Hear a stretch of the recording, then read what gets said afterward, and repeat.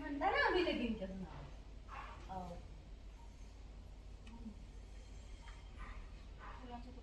आणि माझं आहे की नाही ते देऊळ आहे ना तिथे माझं फुलांचं दुकान आहे. सॉरी रेडी तिच्या घरी सांगितलंस पण आपल्या घरातल्यांना तुला सांगता आलं नाही.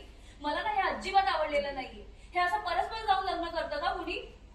आई बाबा तुम्ही तरी काहीतरी बोला. बोलले तिकडे जाणू अगं त्यामुळे त्यांचे काहीतरी कारण असतील ना. आधी आपण त्यांचं बोललं तर ऐकून घेऊयात ना. आरती बाळा ओ बाबा बाळा काय बोलताय तुम्ही तिला? काय आई बोला याला काय केलं? आई ए तू बस खाली तुझ्यामुळे रडते ती. बाबा बोला तुम्ही काहीतरी आता ह्याला. जाणू अगं त्यामुळे त्यांची काहीतरी कारण असतील. आधी आपण त्यांचं बोललं तर ऐकून घेऊयात. आरती बाळा बाबा काय बाळा काय बाळा बाळा का बोलताय तुम्ही तिला? जाऊ दे बाळा बोलू दे. बोला बोला तुम्ही बोला की बोला बोला. आरती हे सगळं कसं आणि का घडलं जरा आम्हाला नीट सांग बरं. हा सांग सांग.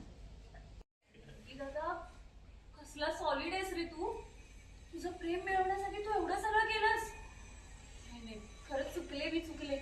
मला तुम्हा दोघांचं लग्न मान्य आहे. अरे वा चला अजून एक परीक्षा पास झाले. संतोष दादा असं का म्हणालास? असं का म्हणालो? सांगते ना मी. अगं त्याचं काय व्यंकीदादाचं लग्न झालंय ना आणि आरतीबाईंनी आता घरी आली आपल्या मनासारखा जोडीदार मिळणं म्हणजे सुद्धा नशिबाचीच परीक्षा असते. अगदी बरोबर. म्हणून ही परीक्षा पास झाला तू आजपासून माझी आरती वाईन.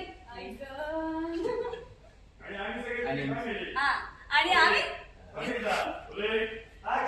तू आजपासून माझी आरती वहिनी आणि आम्ही सगळे तुझी फॅमिली.